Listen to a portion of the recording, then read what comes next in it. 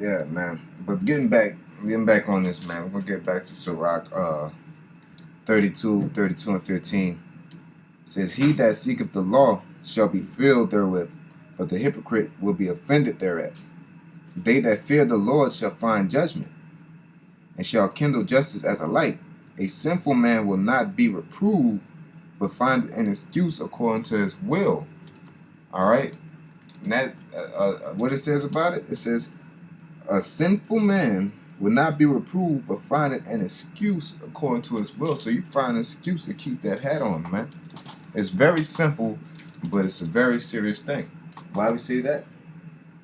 I mean, it says, judge the weighty matters, but this is weighty, because you're going off. You're like you wilding out, man. This ain't like no yellow 5 and red 40 type of thing, or where you're eating too much meat, or whatever, things like that. It's not no simple matter. All right. And at the end of the day, this is mainly for brothers out there to learn how to get reproved. And this is something on a more simple scale. All right. Well, we're gonna go to James. All right. I'm going to go to James.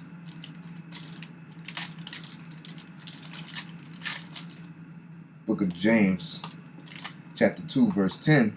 Says, "For whosoever shall keep the whole law and yet offend in one point, he is guilty of all." So you can't be telling nobody about being a homosexual and you prophesying with your head covered, because really that's a weighty matter. That's a thing of relevance, man.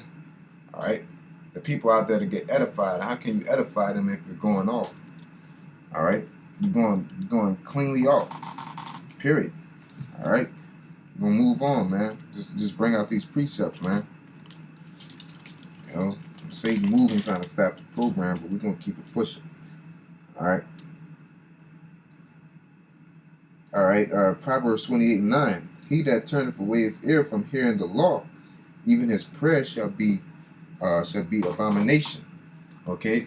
So you can't even, that cuts off your prayers. This thing is serious, man. Especially when you're doing this work, man. You got to be on point. You have to. All right. We're gonna move on, man. We're just gonna keep on putting out these precepts. I don't want to rush it too much, but Satan's moving, man.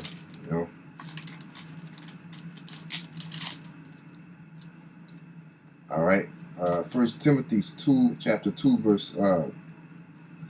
It's like it. First Timothy chapter 2, verse 15. It's like in that First Timothy's.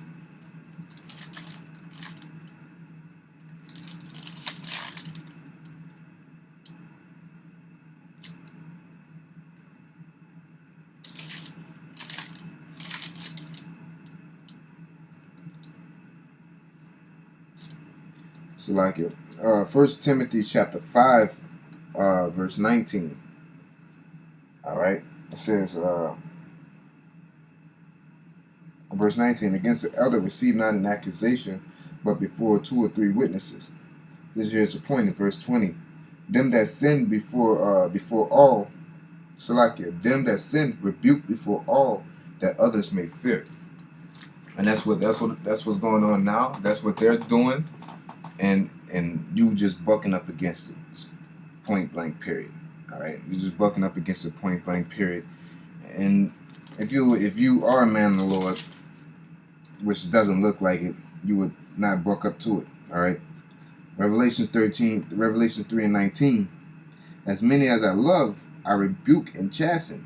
Be zealous therefore and repent," man. All right.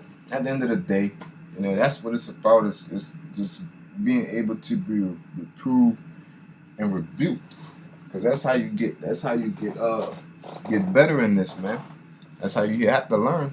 Sometimes you gotta learn by mistakes. You learn by asking questions, and at the end of the day, you learn by being humble, man. All right, the Lord resisteth the proud. Okay, and not being able to be reproved is being proud.